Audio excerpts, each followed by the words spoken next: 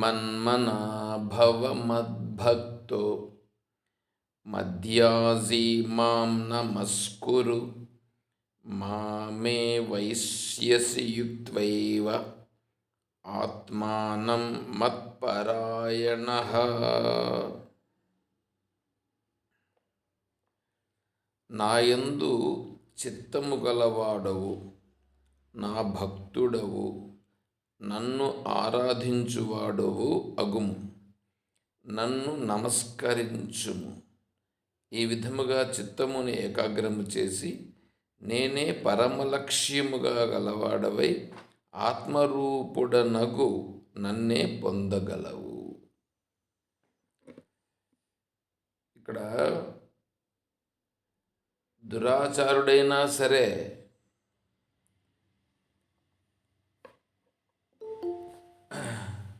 అతను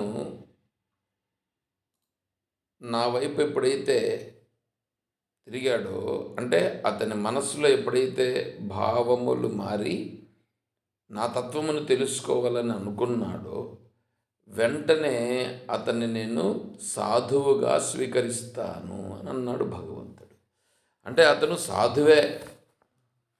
ఎందుకంటే ఇంతకు ముందంతా చేసిండేటివన్నీ కూడా ఒకవైపు పెట్టినా ఇప్పుడు అతను మనసులో మార్పు వచ్చింది కాబట్టి అతను సాధువే. గీతా భాష్యములోనే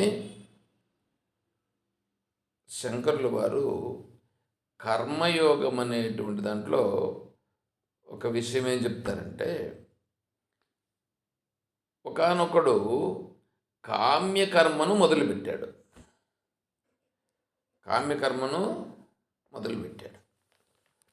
అంటే కామ్యకర్మనంటే యజ్ఞం చేస్తున్నాడండి. ఆ యజ్ఞాన్ని చేస్తూ స్వర్గకామో యజేత, స్వర్గమును పొందాలనే ఉద్దేశ్యంతో యజ్ఞమును చేయడం ప్రారంభించినాడు. బాగానే ఉంది. స్వర్గం పొందాలని కదా అతని కోరిక. ఈ స్వర్గం పొందాలి అనేటువంటి కోరికతో చేస్తున్నాడు కాబట్టి అదేమవుతుందంటే ఆ కర్మ అది కామ్యకర్మ అవుతుంది. ఎప్పుడైతే కామ్యకర్మ అయ్యిందో ఆ కర్మ వలన అతనికి రాగద్వేషాలు అనేటువంటివి ఏర్పడతాయి.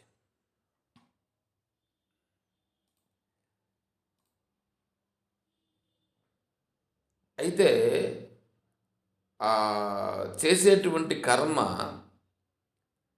కొన్ని కర్మలు ఒక రోజులో అయిపోతాయి, కొన్ని కర్మలు 3 రోజులు పడతాయి, కొన్ని కర్మలు వారం రోజులు, ఇంకొన్ని 14 రోజులు, ఇంకొన్ని 21 రోజులు, ఇంకొన్ని 40 రోజులు ఇట్లుంటాయి.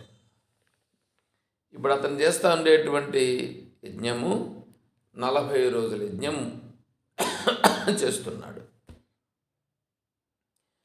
మొదలుపెట్టింది కామ్యకర్మ, అంటే నేను స్వర్గమును పొందవలెను అని మొదలుపెట్టాడు. ఈ యజ్ఞం జరిగేటప్పుడు ఇప్పుడు కేసీఆర్ గారు అయత చండీ యాగం చేశారు. మీ అందరికి కూడా తెలుసు కదా. చండీ యాగం ఒక పక్క జరుగుతూ ఉంటుంది. చండీ యాగం ఒక పక్క జరుగుతూ ఇంకొక వైపు ఏముంటుందంటే ప్రవచనాలు ఉంటాయి. అంటే సాధువులు మహాత్ములను పిలిపించి అక్కడ ఒక స్టేజ్ ఏర్పాటు చేసి అక్కడ వాళ్ళు భగవద్గీతను గురించి, లేదంటే పురాణాల గురించి, భాగవతం గురించి, దేవీ భాగవతం గురించి ఇట్లా చెప్తూ ఉంటారు. ఒక పక్కేమో యజ్ఞం జరుగుతూ ఉంటుంది, ఇంకొక పక్కేమో ఈ ప్రవచనాలు జరుగుతుంటాయి, ఇంకొక పక్క భోజనాలు జరుగుతూ ఉంటాయి. అంటే ఇట్లా జరుగుతూ ఉంటుంది ఇక్కడ వ్యవహారం. ఇప్పుడు ఆ యజ్ఞమును ప్రారంభించినప్పుడు నేను ఇప్పుడు వేరే అతని గురించి చెప్తాను, అక్కడ ఉదాహరణగా చెప్పాను. ఇప్పుడు ఇతను ఏంటంటే ఇతను యజ్ఞమును ప్రారంభించి స్వర్గకామనతో యజ్ఞం మొదలుపెట్టాడు. అయితే స్వర్గకామనతో మొదలుపెట్టిన వాడు ఏమైందంటే మధ్యలో ఈ ప్రవచనాలు వినడం ప్రారంభించాడు. అంటే యజ్ఞం అయిపోతుంది, యజ్ఞం మధ్యాహ్నానికి అయిపోతుంది. మధ్యాహ్నం తర్వాత తను ఫ్రీగా ఉంటాడు కాబట్టి ఆ సమయంలో కూడా ప్రవచనాలు జరుగుతూ ఉంటాయి కదా, అప్పుడు ఈ ప్రవచనాలు వినడం ప్రారంభించాడు. దాంతో అక్కడ తత్వం చెప్పేటువంటి వాళ్ళు దొరికారు, తత్వం చెప్తున్నారు. దాన్ని విన్నాడు. దాన్ని వింటే ఇప్పుడు ఇతనికి ఏమైందంటే, అరే స్వర్గమును పొందితే అది నిజంగా నాకు నిజమైనటువంటి నా స్వరూప సుఖాన్ని ఇవ్వదు. స్వర్గాన్ని పొందినా కూడా మళ్ళీ దాన్ని కోల్పోవాలి, కోల్పోయి మళ్ళీ దుఃఖాన్ని పొందాల్సి వస్తుంది అనేటువంటిది అతనికి బాగా అర్థమైంది. కాబట్టి ఇప్పుడు ఏం చేశాడంటే అతను,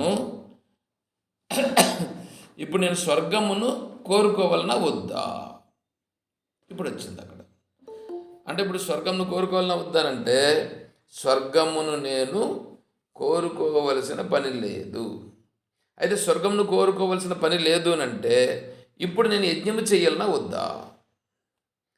యజ్ఞం మొదలు పెట్టేసినాను కానీ ఇంకా నేను ఇప్పుడు దీన్ని నిలిపేదానికి లేదు. కాబట్టి యజ్ఞం పూర్తి చేస్తాను. అంటే ఒక 20 రోజులు అయ్యేటప్పటికీ అతనికి ఏమైంది, ఇప్పుడు అతని మనసులో మార్పు వచ్చింది. నాకు స్వర్గం కావాలన్నా వద్దా అంటే, నాకు స్వర్గం అవసరం లేదు. మరి ఇంకేం కావాలి? నాకు స్వర్గం అవసరం లేదు, నాకు మోక్షము కావాలి. అయితే యజ్ఞం చేస్తున్నాను కదా, యజ్ఞమును మొదలుపెట్టింది స్వర్గకామనతో కదా మొదలుపెట్టినాము. స్వర్గకామనతో మొదలుపెట్టినాము. అయితే మధ్యలోకి వచ్చిన తర్వాత, ఆ తర్వాత ఎండింగ్కి వచ్చేటప్పటికి, అంటే ఆ యజ్ఞం పూర్తయ్యే సమయానికి ఇతని యొక్క మనస్సులో భావం మార్పు వచ్చేసింది. ఇప్పుడేమంటున్నాడు, నాకు మోక్షం కావాలి, నాకు మోక్షం కోసము నేను అంతఃకరణ శుద్ధి కోసం గాను నేను ఇప్పుడు యజ్ఞమును చేస్తున్నాను అని అన్నాడు. ఇప్పుడు ఇక్కడ ప్రశ్న ఏంటంటే, మొదలుపెట్టినప్పుడేమో కామ్యకర్మతో మొదలుపెట్టాడు, కోరికతో మొదలుపెట్టాడు యజ్ఞం చేయడం. చివరికి వచ్చేటప్పటికి ఆ కోరిక స్థానంలో, అరే కోరిక తప్పు, నాకు అది అవసరం లేదు, నేను మోక్షమును పొందాలి అని కోరుకుంటున్నాడు. చూడండి ఎట్లా ఉంది. ఇప్పుడు అతను చేసినటువంటి కర్మ కామ్యకర్మ అవుతుందా, నిష్కామ కర్మ అవుతుందా అనేటువంటిది ప్రశ్న, అక్కడ చర్చ.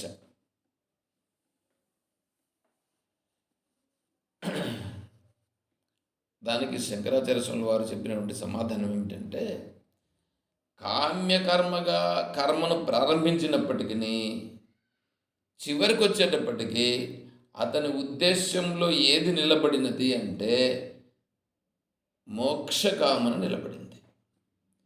కాబట్టి అది నిష్కామ కర్మ అవుతుంది కానీ సకామ కర్మ కాదు, అంటే కోరికతో చేసేటువంటి కర్మ కాదు అని చెప్పేశారు. అంటే ఇప్పుడు అతని మనస్సులో మొదట ఎట్లా ఉన్నది, మొదట కోరికతో ఉన్నది. ఆ కోరికతో ఉన్నటువంటి ఆ కర్మ మధ్యలోకి వచ్చి, మధ్యలో నుంచి తర్వాత అయ్యేటప్పటికీ విచారణ ప్రభావం చేత అతని మనసులో మార్పు వచ్చి, నేను కోరిక అనేటువంటిది నాకు అవసరం లేదు, స్వర్గము కూడా నాకు అవసరం లేదు, నాకు మోక్షం కావాలని వచ్చాడు. చూడండి, పరివర్తన వచ్చేసింది కదా. అప్పుడు ఆ పరివర్తన వచ్చేసింది కాబట్టి ఇప్పుడు ఆ కర్మ అతనికి స్వర్గాన్ని ఇస్తుందా ఇవ్వదా? ఎందుకంటే కోరికతో మొదలుపెట్టాడు కదా. అంటే నువ్వు కోరికతో మొదలుపెట్టినప్పటికీ ఆ కోరిక అనేటువంటిది కూడా ఇప్పుడు ఏమైపోయిందంటే అతని మనస్సులో సత్సంకల్ప ప్రభావము చేత, మనస్సు విచారణ ప్రభావం చేత ఆ స్వర్గం అనేటువంటి ఫలము కూడా ఇక్కడే వచ్చేసి అతనికి అంతఃకరణ శుద్ధి అనేటువంటిది ఏర్పడిపోయి, అంతఃకరణ శుద్ధి ద్వారా మోక్షము కావాలనేటువంటి భావన ఏర్పడిపోయింది.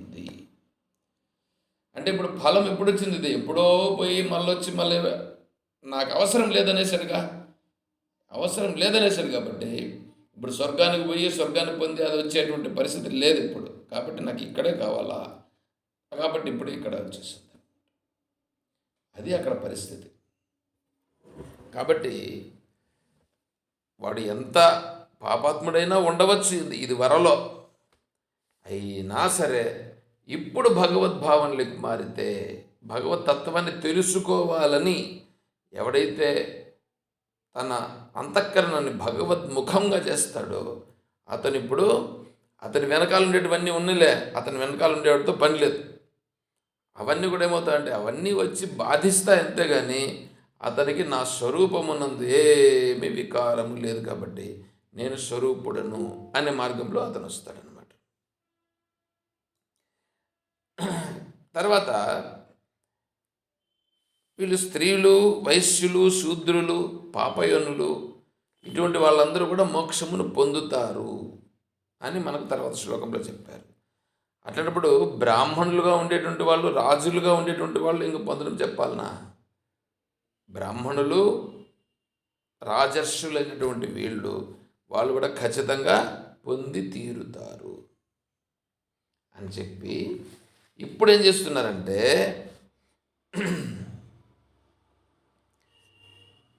ఈ అనిత్యం అసుఖం లోకం ఇమం ప్రాప్య భజస్వమాం. నువ్వు ఖచ్చితంగా వీళ్ళల్లో ఎవరై ఉంటావు అనేటువంటిది నువ్వు లెక్కేసుకో. వీళ్ళల్లో ఎవరైనా కావచ్చు. ఎవరు?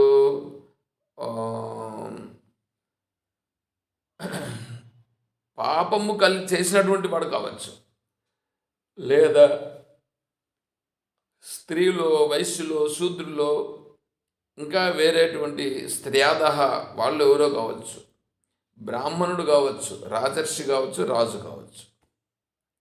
దీంట్లో ఏదో ఒక కేటగిరీలో నువ్వు ఉంటావు. ఏదైనా ఉండనిలే, అభ్యంతరం ఏం లేదు. ఇప్పుడు నువ్వు నన్ను పొందాలని అనుకుంటున్నావా? నువ్వు నన్ను పొందాలని అనుకుంటే నీకు ఈ 9వ అధ్యాయం అంతటిని కూడా ఇప్పుడు ఏం చేసంటే బాగా ఫైనల్ చేసి నీకు సారాన్ని చెప్తున్నానని చెప్పేసి అంటే ఇక్కడ మన్మనాభవ మద్భక్త మధ్యాజీ మాం నమస్కురు. మన్మనాభవ మద్భక్త మధ్యాజీ మాం నమస్కురు. ఇవి 4 చేయాలి. 4 చెప్తున్నాడు ఇక్కడ. 4 లక్షణములు కలిగి ఉండాలి. ఇవి ఉంటే మాం ఏవ ఏష్యసి, మాం నన్ను మాత్రమే ఏష్యసి పొందుతావు. యుక్త్వైవ, ఇప్పుడు నువ్వు చేయాల్సిన పని ఏంటంటే యుక్త్వైవ అంటే నువ్వు యుక్తుడు కావాలి. దేంట్లో యుక్తుడు కావాలా? పైన 4 లక్షణాలు చెప్తున్నాడే, ఆ 4 లక్షణాల్లో యుక్తుడు కావాలి. ఆత్మానం మత్పరాయణ. నువ్వు ఇప్పుడు నా పరుడు, నా వశం అయిపోవాలి. నా వశం అయిపో. నా వశం అయిపోతే అప్పుడు నువ్వు నన్నే పొందుతావు. చూడండి ఎట్లా ఉండదు. ఇప్పుడు 4 లక్షణాలు. ఆ 4 లక్షణాలు ఏమిటి? మన్మనాభవ మద్భక్త మధ్యాజీ మాం నమస్కురు. మన్మనాభవ, మనస్సు నాకు సమర్పించు. మద్భక్త, నా భక్తుడువు కా. మధ్యాజీ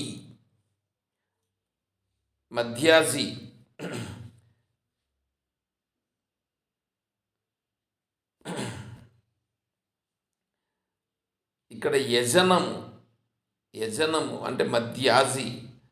యజ్ఞము చేసినా నువ్వు ఏదైనా సమర్పించినా అవన్నీ నాకే సమర్పించు. మాం నమస్కురు, నమస్కారము నాకే చెయ్యి. ఇవి 4 లక్షణాలు చెప్పినాడు. భగవద్గీత శ్రీకృష్ణ పరమాత్మ చెప్పాడు కదా, శ్రీకృష్ణుని గురించి ఒక శ్లోకం ఉంది భగవద్గీత గురించి.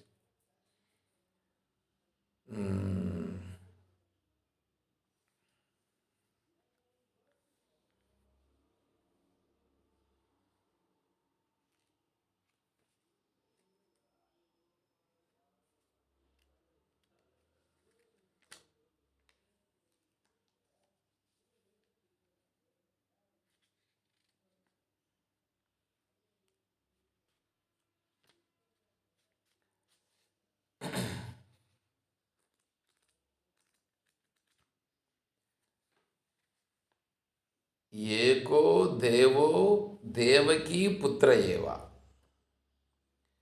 ఏకో మంత్ర తస్య నామాని యాని, కర్మాప్యేకం తస్య దేవస్య సేవ. తర్వాత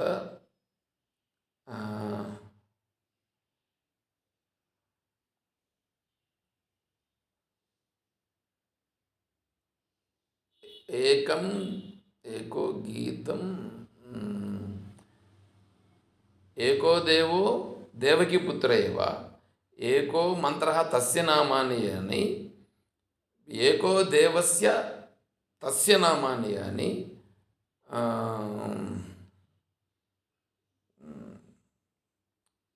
ఏమిటి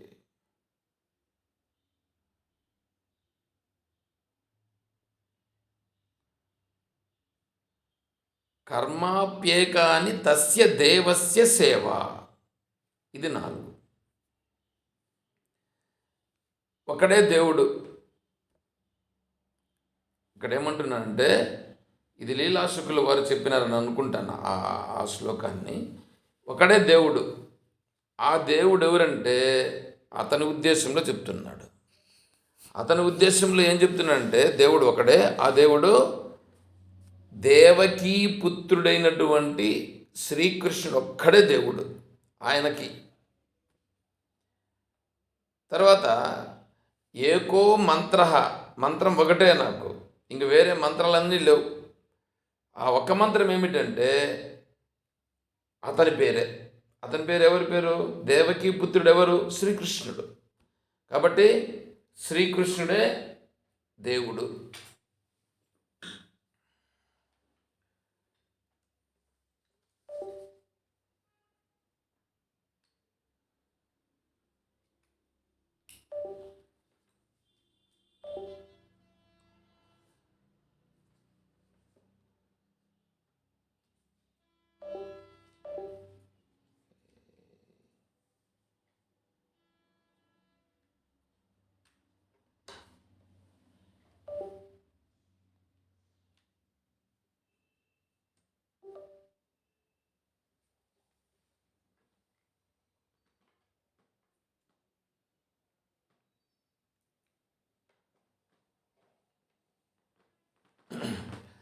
కాబట్టి దేవుడు ఒకడే. ఆ దేవుడు చెప్పినటువంటి గీత అదొకటే. నాకు మంత్రం ఆయన నామమే. నేను చేసే సేవ ఆయనకే. అంటే ఇప్పుడు ఏమైపోయింది? నేను ఒకే దేవుడు ఉన్నాడు. ఆ దేవుడు అంటే శ్రీకృష్ణుడు. అంటే ఇప్పుడు ఉన్నటువంటిదంతా శ్రీకృష్ణుడే అని నేను పూర్తిగా పట్టుకున్నాను. తర్వాత మంత్రం ఏమిటంటే ఆ ఒక్కటే మంత్రం నాకు ఉండేది. ఏమిటి? ఆయన పేరు ఏమిటి? శ్రీకృష్ణ. కాబట్టి శ్రీకృష్ణుడే ఒకటే మంత్రం. ఇంకా నాకు వేరే మంత్రాలతో పనే లేదు. అన్ని మంత్రాలు శ్రీకృష్ణులోనే ఉన్నాయి. అన్ని దేవతలు ఆ శ్రీకృష్ణుని ఎందే ఉన్నారు. తర్వాత నేను చేసేటువంటి సేవ శ్రీకృష్ణుడికే చేస్తున్నా. అంటే అందరికీ సేవలు చేసినట్లు అవుతుంది శ్రీకృష్ణుడికి సేవ చేస్తే. తర్వాత శ్రీకృష్ణుడు చెప్పినటువంటి ఉపదేశం ఉందే, ఆ శ్రీకృష్ణుడు చెప్పిన ఉపదేశమే అన్ని ఉపదేశాలు అందరిలో ఉన్నాయి అని లీలాశుకుల వారు మనకు ఒక శ్లోకంలో చెప్పినారు. సరే, అది అక్కడ అట్లా పెడదాం. ఇప్పుడు భగవంతుడు ఏమంటున్నాడు? మన్మన భవ, మనస్సును నాకు సమర్పించుము. ఒకటోది. రెండవది, మద్భక్త, నా భక్తుడువు కా. మనస్సును సమర్పించడమే కాదు, భక్తుడువు కా. మధ్యాజీ, భక్తుడు అయిపోతే సరిపోదు, నువ్వు చేసేటివన్నీ కూడా నాకే సమర్పించు. తర్వాత సమర్పిస్తే సరిపోదు, నమస్కారం కూడా నాకే చెయ్యి అని అంటున్నాడు. అంటే ఇక్కడ భగవంతుడు భగవంతుణ్ణి ఒకవేళ తనను తను గొప్పగా చేసుకునే దానికోసం, నువ్వు నన్నే పూజించవయ్యా, నన్నే ఆరాధించవయ్యా, నువ్వు చేసేటువంటి నాకే సమర్పించవయ్యా, నా భక్తుడు కావయ్యా అని చెప్పుకుంటున్నాడా అన్నట్లుగా అనిపిస్తుంది. అన్నట్లుగా అనిపిస్తుంది. కానీ నిజంగా ఇక్కడ ఆ అర్థము కాదు. ఇక్కడ లోకంలో ఉన్నటువంటి వాళ్ళు స్వార్థముతో కూడి చెప్పేటువంటి మాటల్లో ఇలా ఉంటాయి. ఇప్పుడు భగవంతుడు కూడా స్వార్థంతో చెప్తాడు. అట్లేమైనా భగవంతునికి స్వార్థం ఉందా? అట్లంతా కాదు. మరి ఇంకేమిటంటే ఇక్కడ చూడండి, భగవంతుడు రెండు రూపాలుగా చెప్పినాం. ఏమిటి? సగుణ బ్రహ్మ, నిర్గుణ బ్రహ్మ. సగుణ, నిర్గుణ. సగుణ అన్నప్పుడు ఏంటంటే గుణములతో కూడి ఉంటే సగుణ. నిర్గుణ అంటే గుణములు లేనటువంటిది నిర్గుణ. గుణములు సత్వ, రజస్, తమో గుణములు అనేటువంటి 3 గుణాలు. ఆ 3 గుణాలతో కూడినటువంటిది సగుణ. 3 గుణములు లేనటువంటిది నిర్గుణ. ఇప్పుడు మనము వీడి స్థితిని అనుసరించి ఏం చేయాలంటే, ఇప్పుడు ఇక్కడ పట్టుకోవాలి. దేన్ని పట్టుకోవాలా అనేదానికి మన్మనా భవ. ఇక్కడ చూడండి, సగుణ బ్రహ్మను పట్టుకుంటే యోగ్యత ఉందా? సగుణ బ్రహ్మను పట్టుకో.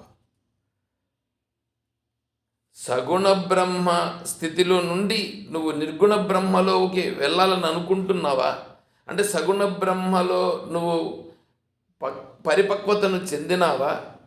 సగుణ బ్రహ్మలో పరిపక్వతను చెందితే నిర్గుణ బ్రహ్మలోకి వెళ్తావు. సగుణ బ్రహ్మలో పరిపక్వత చెందకుండా నిర్గుణ బ్రహ్మలోకి వెళుతాను అనంటే అది వెళ్ళలేవు. ఇక్కడే ఉండేదంతా పెద్ద తలకాయ నొప్పి. అసలు సగుణ బ్రహ్మకు రావడమే కష్టం.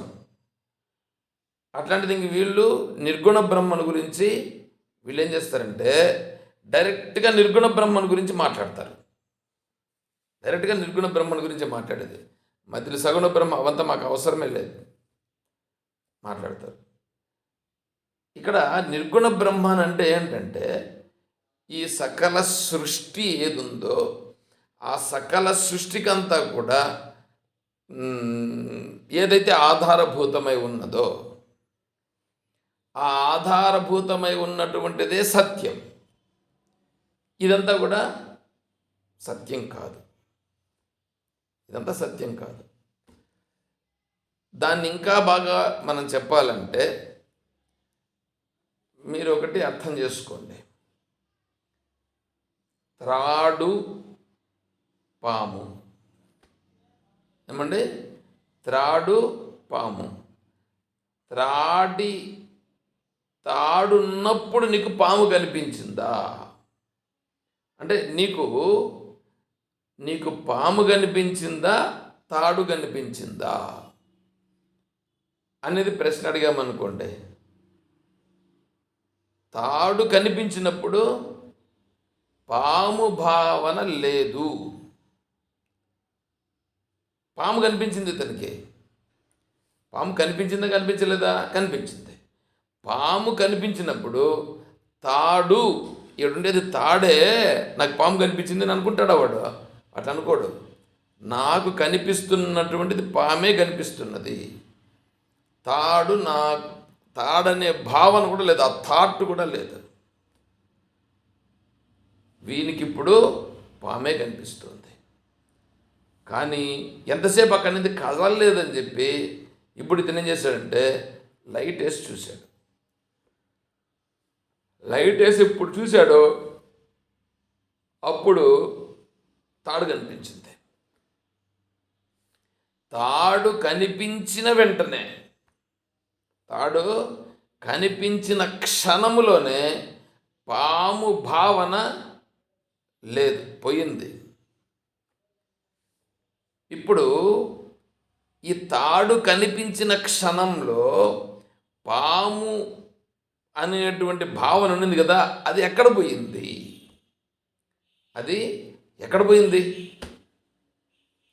ఏమంటే ఈ పాయింట్ మీరు బాగా కొద్దిగా క్యాచ్ చేయాల్సి ఉంటుంది.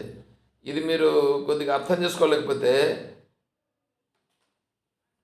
కొంచెం ఇబ్బంది అవుతుంది. కొంచెం బాగా చూడండి. ఇప్పుడు ఇక్కడ చాలా మంచి విషయం ఇది.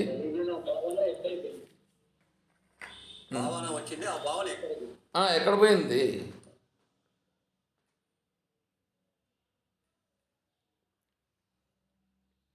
చీకటి ఉన్నప్పుడే అక్కడ పాము కనబడింది స్వామి. ఇప్పుడు అజ్ఞానం ఉంది కాబట్టి ఇది కనబడతా ఉంది.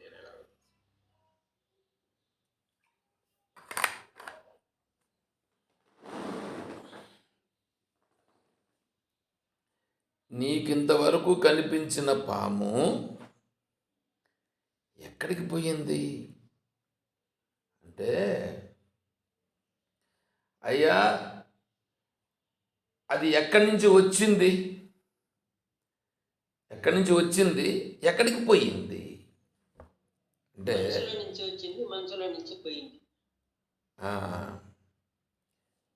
ఆ పాము నిజంగా లేదు. పాము నిజంగా లేదు. లేని పాము ఉన్నట్లుగా నీకు భ్రమ కలిగింది. లేని పాము ఉన్నట్లుగా నీకు భ్రమ కలిగినది. ఎప్పుడైతే నువ్వు ఉన్నటువంటి దాన్ని స్పష్టంగా తెలుసుకున్నావో అప్పుడేమైంది? ఈ పాము లేదు, లేకనే నేను ఉన్నదని నేను భ్రమపడినానని ఇప్పుడు అనుకుంటాడు. ఇప్పుడు ఇంకా నిజం చెప్తే అప్పుడు ఏమవుతుందంటే, అసలు పాము ఉన్నదా అంటే పాము లేదు. పాముందా? లేదు. పాము లేదని నిశ్చయమైనాడా లేదా ఊరికే చెప్తున్నాడా? నిశ్చయమైనాడు. ఇప్పుడు నిశ్చయమైనప్పుడు పాము లేదు అనేటువంటి నిశ్చయం ఎప్పుడైతే కలిగిందో అప్పుడు ఉన్నటువంటిది తాడు. అంటే నీకు పాము లేదని నిశ్చయం కలగాలంటే ఇది తాడు అని స్పష్టం కావాలా. మొదట ఇది తాడే, పాము లేదు అనేది నీకు తాడే అనేది బాగా స్పష్టమైపోతే ఇంకా పాముల గురించి చెప్పాల్సిన పని లేదు. అది లేనే లేదు. ఎక్కడ వెళ్ళిపోయింది లేదు. అసలు అది ఎక్కడి నుంచి వచ్చి ఉంటే కదా నీకు, అది ఎక్కడి నుంచి వచ్చి ఉంటే మళ్ళీ అది ఎక్కడికన్నా పోతుంది. అది వచ్చింది లేదు, పోయింది లేదు. వచ్చింది లేదు, పోయింది లేదు. ఇప్పుడు మీరు చూడండి, ఇప్పుడు అక్కడ ఉన్నింది త్రాడే ఉంది. త్రాడు ఉంటే నీకు పాములాగా, నీకు త్రాడు కనిపించి పాములాగా కనిపించలా. ఆడ ఉండేది తాడే, కానీ నీకు కనిపించింది పాము. అదేవిధంగా నీకు ఉన్నది ఇక్కడ బ్రహ్మయే. ఉన్నది బ్రహ్మయే నీకు ఎట్లా కనిపిస్తుంది అంటే జగత్తుగా కనిపిస్తుంది. అక్కడ ఉన్నది బ్రహ్మ, కానీ నీకు కనిపిస్తున్నది జగత్. అక్కడ ఉన్నది బ్రహ్మ, నీకు తెలుస్తూ ఉండేది నేను, ఈ శరీరం అని నీకు తెలుస్తూ ఉంది. చూడండి, ఉండేది బ్రహ్మ అయితే నేను శరీరము అని తెలుస్తుంది, ఇంకొకటి జగత్ అని తెలుస్తుంది. ఇప్పుడు జగత్తు ఈ ఈ నేను ఈ శరీరం ఇదంతా కూడా ఇది పాము లాంటిది. ఉదాహరణములో ఇప్పుడు పాము అనేది కనిపించింది కదా వీడికి, పాము కనిపించినట్లే ఇక్కడ కూడా ఏమంటే జగత్తు కనిపిస్తూ ఉంది, వీడి శరీరం కూడా కనిపిస్తూ ఉంది. ఎప్పుడైతే వాడికి తాడు స్పష్టంగా తెలుస్తుందో, తాడు స్పష్టంగా వాడికి కనిపించుట, కనిపించిన వెంటనే గుర్తించుట ఎప్పుడు జరిగిందో, ఆ త్రాడు గుర్తించిన వెంటనే పాము అనేటువంటిది ఛాయలు కూడా కనిపించదు. అదే విధముగా ఇక్కడ కూడా ఏది సత్యమో ఆ సత్యమును గుర్తిస్తే, ఆ సత్యమును వాడు గుర్తించాలి. ఎట్లా గుర్తిస్తాడు? ఎట్లా ఒకటి గుర్తిస్తాడు అనుకో ఉన్నాయి. ఇప్పుడు సత్యమును గుర్తిస్తే వెంటనే ఏమవుతుందంటే ఈ ఈ జగత్ భావన, శరీర భావన రెండు లేవు. చూడండి ఎట్లా ఉందా, జగద్భావన లేదు, శరీర భావన లేదు. ఎప్పుడు ఈ బ్రహ్మ ఏది ఉందో ఆ బ్రహ్మ అనేటువంటిది ఇతనికి స్పష్టం కావాలి. బ్రహ్మ స్పష్టమైతే ఈ జగత్ కానీ ఈ శరీరం అనేది కానీ ఈ రెండు భావాలు పోతాయి. మరి అప్పుడేముంటుంది ఇతనికి? అది ఇక్కడ విషయం. చూడండి, అక్కడ త్రాడు పాము, ఇక్కడ బ్రహ్మ జగత్.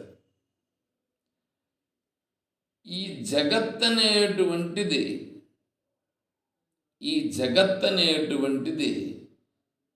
ఇక్కడ పాముతో సమానం. పాము జగత్ రెండు ఒకటి అనుకో.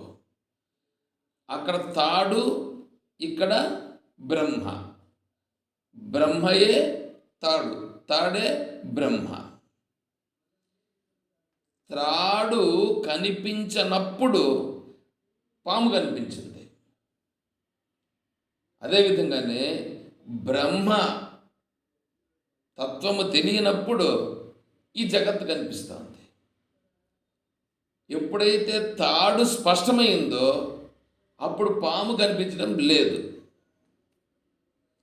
అదే విధముగా ఇక్కడ కూడా ఈ బ్రహ్మ తత్వం ఎప్పుడు వాడికి స్పష్టమైనది కూడా ఎక్కడ? మనస్సుకు స్పష్టం కావాలి. మనస్సు ఎప్పుడైతే ఈ బ్రహ్మను విచారణ రూపంగా తెలుసుకున్నటువంటి దాన్ని అనుభవంలోనికి తెచ్చుకునుట, ఇది ఎప్పుడు జరిగిందో అప్పుడేమవుతుంది? ఈ శరీరము, ఈ జగత్ అనేటువంటివి ఈ పాము లాంటివి. ఈ పాము ఎక్కడ పోయిందో తెలియదు, దాని అడ్రస్ కూడా లేదు. ఇది ఇక్కడ ఉన్నటువంటి విషయం. కాబట్టి ఇది బాగా అర్థం చేసుకోవాలి. త్రాడే బ్రహ్మ, నిర్గుణ బ్రహ్మ. త్రాడు నిర్గుణ బ్రహ్మ, పాము సగుణ బ్రహ్మ. బాగా చూసుకోండి, పాము సగుణ బ్రహ్మ.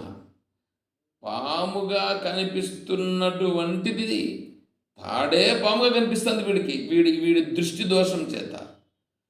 కాబట్టి ఇక్కడ నీకు ఏ జగత్ అనేటువంటిది కనిపిస్తూ ఉందో ఈ జగత్ అనేటువంటిది బ్రహ్మనందు కనిపిస్తూ ఉంది, బ్రహ్మ యందు కనిపిస్తుంది. బ్రహ్మ యందు కనిపిస్తుంది అంటే బ్రహ్మయే జగత్తులాగా వీడికి కనిపిస్తూ ఉంది. త్రాడే పాములాగా కనిపించింది వీడికి, తాడే పాములాగా కనిపించింది. కానీ పాము అనేది వేరే ఒకటి లేదు అక్కడ. పాము ఉండి కనిపించిందా లేక కనిపించింది అంటే లేకనే కనిపించింది. పాము నిజంగా లేదు, లేకనే కనిపించింది. ఆ లేకనే కనిపించేదానిని ఇక్కడ భ్రమ అంటారు. దానిని విపర్యయము, విపరీత భావన అని అంటారు. ఆ విపరీత భావన అనేటువంటిది వీడి మనస్సుకి వీడికి కలిగింది. ఆ విపరీత భావన ఎందుకు కలిగిందంటే, మీరు ఒకటి ఆలోచన చేయండి. ఏదైనా ఒక విషయాన్ని పట్టుకొని 10 సార్లు దాని గురించి ఆలోచన చేయండి. ఏదైనా ఒక విషయాన్ని 10 సార్లు ఆలోచన చేశారంటే అది మీకు సత్యమవుతుంది. సత్యమవుతుందంటే ఆడ ఎదురుగా ఉండి సత్యమవుతుందని నేను చెప్పట్లా. నీ మనస్సుకు అదే గట్టిపడిపోతుంది. అది నిజమే, అది నిజమే అని నిర్ణయం అయిపోతుంది. ఒక మనిషి పైన చెడు అభిప్రాయంగా ఆలోచన చేస్తూ చెడుగా నువ్వు ఆలోచన చేసినావు అనుకో, అతన్ని ఒక 10 సార్లు అట్లా చెడుగా ఆలోచన చేసినావు అనుకో, ఇంకా వాడిపైన చెడు భావన ఏర్పడుతుంది కానీ మంచి భావన ఏర్పడదు. అదే అతన్ని మంచి భావనతో నువ్వు చూసావుననుకో, మంచి భావనతో చూసావుననుకో, అతని పైన ఉండేటువంటి చెడు భావన లేకుండా మంచి భావన నీకు కలుగుతుంది. అంటే నువ్వు ఎట్లా అనుకుంటే అట్లాగే జరుగుతుంది. నీ మనస్సు యొక్క ప్రభావం అది ఉంటుంది. వీళ్ళు ఏం చేశారంటే, సైంటిస్టులు ఒక ప్రయోగం చేశారు. ఏమిటి ఒక ప్రయోగం అంటే, 2 మొక్కలు తీసుకున్నారు. 2 మొక్కలు, తులసి మొక్కలను అనుకోండి. 2 తులసి మొక్కలు తీసుకొని ఒక ఒక ఒక కుండీలాగా ఒకటి తీసుకొని దానిపైన బోర్లించేటట్లుగా ఒక బకెట్ లాగా ఒకటి తీసుకున్నారు. ఇప్పుడు ఆ తులసి మొక్కని ఆ కుండీలో పెట్టినారు. ఈ పక్క కుండి, ఆ పక్క కుండి పెట్టారు. దానిపైన బోర్లించినారు రెండింటిని. వీడేం చేశాడంటే, రోజు వెళ్ళి ఒక తులసి మొక్క దగ్గర ఉండేటువంటి ఆ బకెట్ను, అంటే దానిపైన మూసినటువంటి మూతను తీసి, నువ్వు ఒక మొక్కవా, అసలు నీకు మొక్క అని నిన్ను ఒక పవిత్రమైనటువంటి దాన్ని ఎవడు పేరు పెట్టాడు, ఎవడు బుద్ధిలో పేరు పెట్టాడు, నువ్వు అసలు మొక్కవా, మానువా, నీ వల్ల మాకేం ప్రయోజనం ఉంది, నీ అంత పనికిరాని మొక్క ఏం పోవట్లేదు, ఇట్లాంటి మొక్కకు పరమ పవిత్రమైనటువంటి దాన్ని అంతా కూడా వీళ్ళు చేసి పెట్టారు, వాళ్ళు ముందుండే వాళ్ళందరూ అట్లా చేశారు, ఏంది నీ వల్ల ఏం ప్రయోజనం మాకుంది, ఏమీ వద్దు, నీ నుంచి పెద్ద ప్రయోజనం లేదు, ఏమీ లేదు మాకు, నువ్వు ఒక నికృష్టమైనటువంటి దానివి అని చెప్తూ దానికి నీళ్ళు పోసేది. అది మాట్లాడేసి నీళ్లు పోసి దానిపైన మళ్ళా బోర్లించేస్తాడు.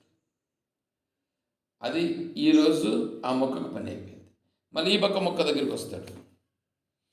ఇటువైపు ఉండే మొక్క దగ్గరికి, తులసి మొక్క దగ్గరికి వచ్చి, తులసి మొక్క పైన మూసిపెట్టినటువంటి ఆ పైన దాన్ని తీసి, అమ్మ జగజ్జనని మాత, తులసి మాత, నీకు నమస్కారం, ఎంత పరమ పవిత్రమైనటువంటిది నీవు, నీ ప్రభావం చేత ఈ జగత్తులో ఉండేటువంటి దాన్ని అంతటిని కూడా నువ్వు పరమ పవిత్రమైనటువంటి దాన్ని చేస్తావు. నువ్వు మహావిష్ణువుకి చాలా ప్రియమైనటువంటి దానివి. నీ అంత గొప్ప వాళ్ళు ఇంకొకరు లేరు. పరమ భక్తాగ్రేసరుల స్థాయిలో నీ పేరుంది. నువ్వు అంతటి గొప్ప భక్తురాలువే. నిన్ను మేము పూజిస్తున్నాం, నిన్ను మేము ఆశ్రయిస్తున్నాం. నీవు మమ్మల్ని అనుగ్రహించు, నన్ను మంచి మార్గంలో ప్రయాణం చేసేటట్లు నాకు మార్గం చూపించు అని నమస్కారం చేస్తున్నాడు. ఇట్లా నమస్కారం చేసి మళ్ళీ పైన మూసిపెట్టేస్తాడు, దానికి నీళ్లు పోసేసి మూసిపెట్టేస్తాడు. ఏమంటే ఇప్పుడు రెండింటికి నీళ్లు పోసాడు, కేవలం మాటలు మాత్రమే మాట్లాడాడు. ఇక్కడ అది మంత్రమేననుకోండి, మంత్రరూపంగా చెప్పాడని అనుకుందాం ఒకవేళ. ఇప్పుడు ఆ రకంగా ఇక్కడ వ్యవహారం చేశాడు. 10 రోజులైందండి. 10 రోజులైతే 11వ రోజు తీస్తే ఈ మొదటి మొక్కకు తక్కువ చేసి మాట్లాడాడు కదా, ఆ తక్కువ చేసి మాట్లాడినటువంటి మొక్క అది కళ అనేటువంటిది ఇప్పుడు కళ లేకుండా వాడిపోయి తన ఆకులన్నీ కూడా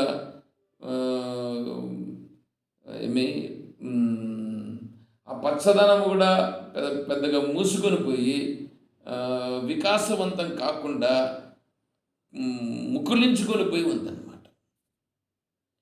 అదే ఇంకొక మొక్క ఉన్నది చూడండి, ఆ తులసి మొక్కను పొగడడం జరిగిందే, ఆ తులసి మొక్కను పొగడడం జరిగిన కారణం చేత ఆ తులసి మొక్క బాగా కళ్ళ బాగా ఏపుగా పెరుగుతూ చూడ్డానికి కూడా చాలా బ్రహ్మాండంగా బాగుంది. రెండు అంశాలు చూడండి. ఇప్పుడు రెండింటి యందు ఒక్కడే నీళ్లు పోసాడు. దీనికి ఒక రకమైన నీళ్ళు, దానికి ఒక రకమైన నీళ్ళు ఏం కాదు, రెండు ఒకే నీళ్ళే. అక్కడ మొక్కకి వేసినటువంటి సారము అదే, ఈ మొక్కకి వేసిన సారం అంతా ఒకటే. అయితే ఇక్కడ పని చేసింది ఏంటంటే ఆ శబ్దము మాట్లాడినారు చూడండి, ఆ శబ్దం మాట్లాడి దాంతో వ్యవహారం చేసినటువంటిది ఈ మొక్కను ఎదగనివ్వకుండా అక్కడ చేసేసింది. ఇక్కడ మాట్లాడిన శబ్దము, దీని ప్రభావము ఈ మొక్కను బాగా తేజవంతంగా ఉండేటట్లు చేసింది. ఎంత తేడా వచ్చేసిందండి ఇప్పుడు ఇక్కడ. ఇది సైంటిస్టులు చేసిన ప్రయోగం. మీరు కూడా ఈ ప్రయోగాన్ని మీ ఇంటి దగ్గర కూడా కావాల్సింటే చేసుకోవచ్చు. చేసుకొని చూస్తే మీకు కూడా అర్థమవుతుంది. ఎందుకు చెప్తున్నానంటే బ్రహ్మ అనేటువంటిది ఏదుందో, బ్రహ్మతత్వమును తెలుసుకునే మార్గంలో వీడు వెళితే ఆ మనస్సు బ్రహ్మ మార్గంలో ప్రయాణం చేస్తుంది. అట్లా కాకుండా బ్రహ్మ లేదు, ఏమీ లేదు, వీళ్ళంతా పిచ్చోళ్ళు, వీళ్ళంతా పనికిరానోళ్ళు, వీళ్ళు మాటలు చెప్పుకుంటూ టైం గడుపుకుంటూ ఉంటారని చెప్పేసి వాళ్ళని తక్కువ చేసి వీడేదో ప్రపంచ మార్గంలోకి పోదామని పోతూ ఉంటాడు. వీడికి ప్రపంచ మార్గమే సత్యమని వీడికి కనిపిస్తూ ఉంటుంది. ఈ జన విజ్ఞాన వేదిక వాళ్ళు ఒకరున్నారు. ఈ జన విజ్ఞాన వేదిక వాళ్ళు ఎంతసేపు అయినా వచ్చి వీడి గురించి వీడు చెప్తూ ఈ ప్రపంచంలో మనమే బుద్ధిగా ఆలోచన చేయాలా, మన ఆలోచన సామర్థ్యం గొప్పది, మనం ఇట్లా చేయాలి అట్లా చేయాలని చెప్పి ఇట్లా చెప్తూ ఉంటాడు. అసలు దేవుణ్ణి గురించి నమ్మితే నీ అంత పనికిరానుడు ఇంకొకటి లేడని చెప్తాడు. ఇప్పుడు వాడి యొక్క బుద్ధి ఎట్లుందంటే, చెప్తూ ఉంటే నేను యూట్యూబ్లో కూడా విన్నాను. నేను చెప్తున్నానంటే వాళ్ళు బుద్ధిమంతులట. ఆయనకు ఒక కూతురు ఉంది, ఆ కూతురు కూడా బుద్ధిమంతురాలట. వీడు చచ్చిపోయిన తర్వాత కూడా అతను చెప్తున్నాడు, నేను చచ్చిపోయిన తర్వాత కూడా నేను ఇతరులకు ఉపయోగపడతాను అంటున్నాడు. మరి చచ్చిపోయిన తర్వాత నువ్వెక్కడ ఉంటావు అనేటువంటి భావన అన్న వాడికి మాట్లాడాల్సిన ఇది ఉండాల్సిన పని లేదా? చచ్చిపోయిన తర్వాత నేను ఉపయోగపడతానని అంటున్నాడు. నేనేందుకు ఉపయోగపడేది అంటే వాడు శరీరమే నేను అనుకుంటున్నాడు. ఈ జన విజ్ఞాన వేదిక వాళ్ళు శరీరమే నేను అనేటువంటి భావనతోనే మాట్లాడతారు, ఏం మాట్లాడినా కూడా.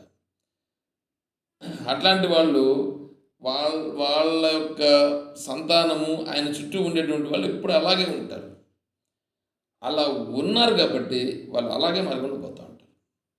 ఇప్పుడు నేను ఎందుకు చెప్తున్నానంటే ఇది సగుణ బ్రహ్మ, ఇది నిర్గుణ బ్రహ్మ. ఈ జగద్రూపంగా కనిపిస్తున్నటువంటిది సగుణ బ్రహ్మ. ఎందుకంటే ఈ జగద్రూపంగా నీకు కనిపించాలంటే, జగద్రూపంగా ఇట్లా ఉండాలని అంటే ఇది ఎక్కడి నుంచి వచ్చింది, ఎవడు సృష్టించాడు, ఎలా నిలబడింది, ఎవరి వల్ల వచ్చింది, ఎవడో ఒకడు లేకపోతే ఇదంతా ఎందుకుంటుంది ఇట్లాగా? ఇప్పుడు సూర్యభగవానుడు అక్కడ ఈ ఆకాశంలో అక్కడ నిలబడి ఉన్నాడు. ఆ సూర్యభగవాన్ నుండి తేజవంతమైనటువంటి తేజస్సు అంతా వచ్చి ఈ సకల భూభాగాన్ని అంతటిని కూడా తేజవంతం చేస్తుంది. చంద్రుడు వస్తాడు, చంద్రుడు వచ్చి పౌర్ణమి వరకు బాగా వికసిస్తాడు. పౌర్ణమి నుంచి అమావాస్య వచ్చేటప్పటికి బాగా ముగిలించిపోతాడు. ఎందుకు అలా జరుగుతూ ఉన్నాడు? ఇవన్నీ ఎందుకు ఇట్లా ప్రక్రియలు జరుగుతున్నాయి అంటే ఏదో జరుగుతూ ఉంది. దీన్ని ఎవరు చేపిస్తున్నాడు, ఎందుకు చేపిస్తున్నాడు? ఎందుకో చేపిస్తున్నారు. ఎవరు చేపిస్తున్నారు. పోనీ నువ్వేమైనా చేయగలవా పని? నువ్వు కేవలం ఒక ఇప్పుడు 2000 వాట్స్ లైట్ పెట్టి అది కరెక్ట్గా పనిచేసేట్లుగా చేయాలంటే దానికి ఎంతో కరెంట్ వచ్చి అక్కడంతా కూడా వేడి వచ్చేస్తుంది, వేడి పుట్టేస్తుంది. అది కొంతసేపు ఉండే లోపల అది ఎగిరిపోతుంది. ఆ బల్బు కూడా పోతుంది. ఒకవేళ లో వోల్టేజ్లో ఏదైనా మిస్టేక్స్ ఏమైనా జరిగితే ఆ బల్బు ప్రాబ్లం అవుతుంది, ఆ వైరు ప్రాబ్లం అవుతుంది, అంతా కూడా ఎగిరిపోతుంది. నువ్వు ఏదైనా చిన్న మిస్టేక్ జరిగితే. కానీ సూర్యభగవానుడు కొన్ని వేల కోట్ల వాట్స్తో వెలుగుతూ ఉన్నాడు. ఏం కాలేదు ఆయన ఇప్పుడు ఏమని మాత్రం ఇబ్బంది కాకుండా అక్కడే ఉండి మనందరికి కావాల్సినటువంటి వెలుగునంతా ఇస్తున్నాడు. ఎట్లా వస్తూ ఉంది, ఎవరి నుంచి వస్తుంది, ఏ విధంగా వస్తుంది? హిరణ్మయేన పాత్రేణ సత్యస్యాపి హితం ముఖం తత్వం పూషన్న పావృణు సత్యధర్మాయ దృష్టయే. ఈశావాస్యోపనిషత్తులో ఈ మంత్రం చెప్పడం జరుగుతుంది.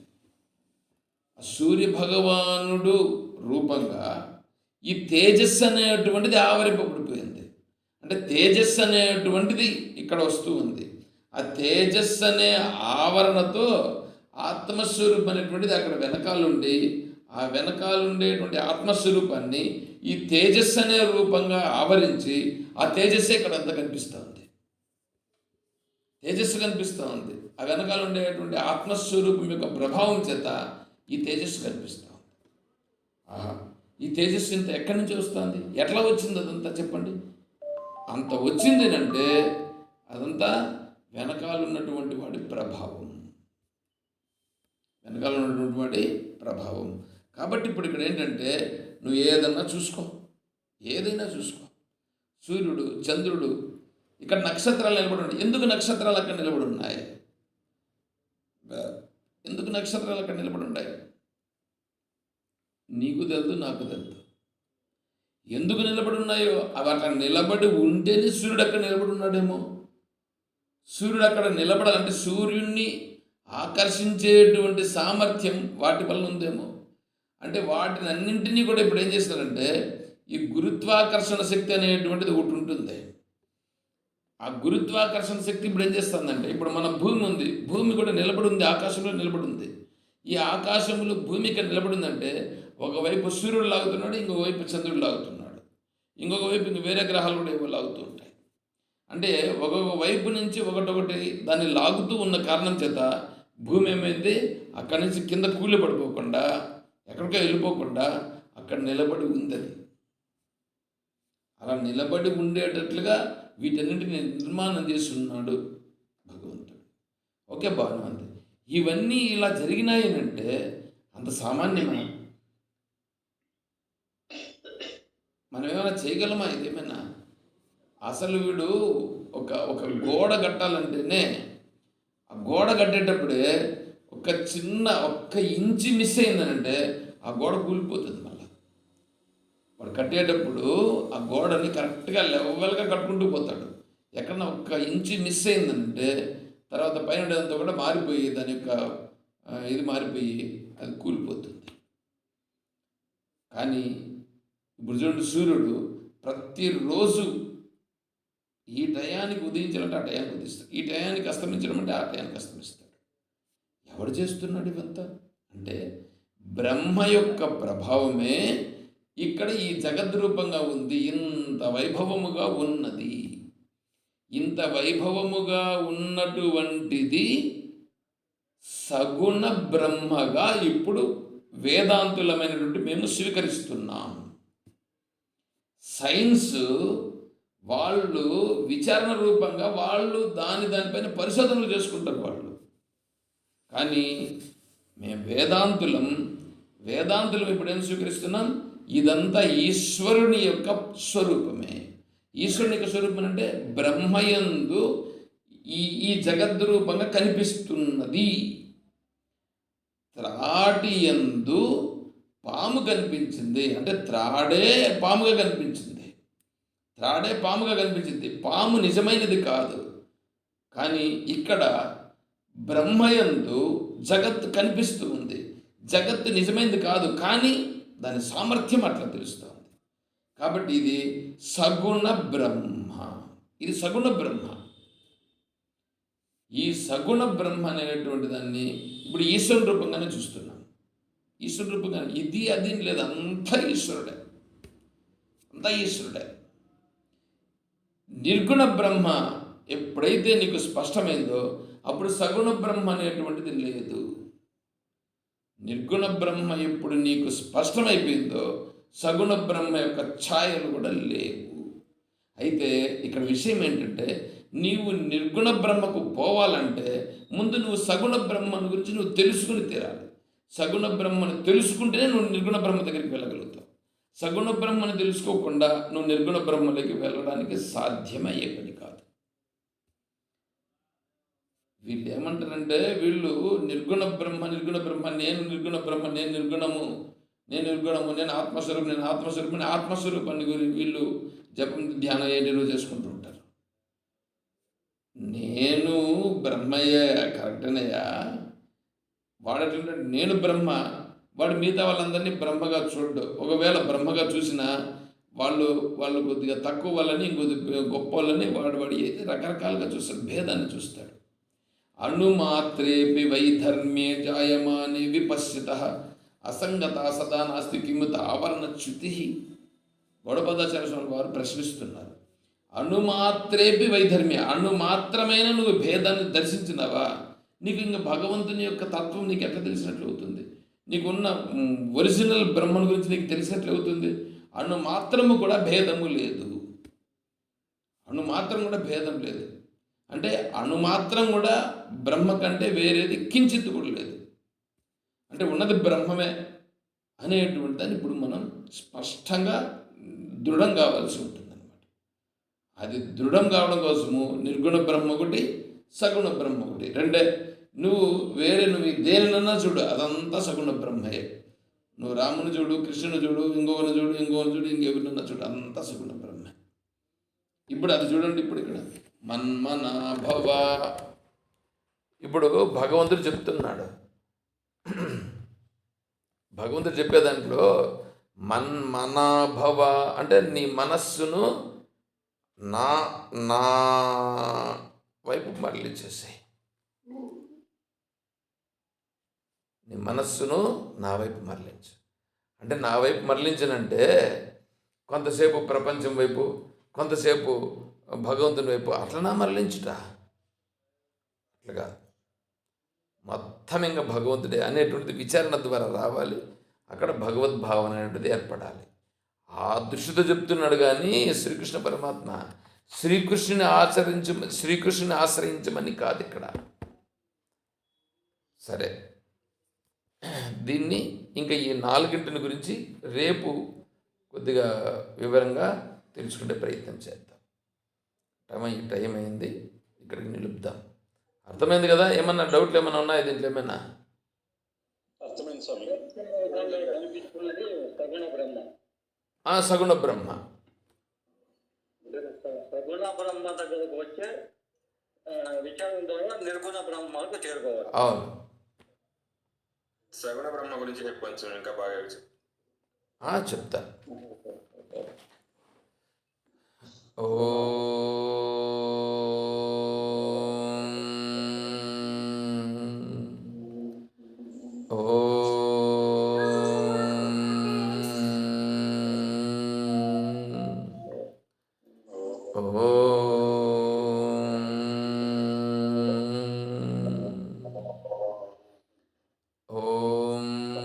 असतो मा सद्गमय ॐ तमसो मा ज्योतिर्गमय ॐ मृत्योर्मा अमृतं गमय ॐ शान्तिः शान्तिः शान्तिः हरिः ॐ तत्सत् ॐ सर्वं श्री सद्गुरु चरणारविन्दार्पणमस्तु। ॐ जय बोलो श्री कृष्ण परमात्मा की जय, बोलो गीता माता की जय, बोलो भक्त मंडली की। हर नमः पार्वती पतये।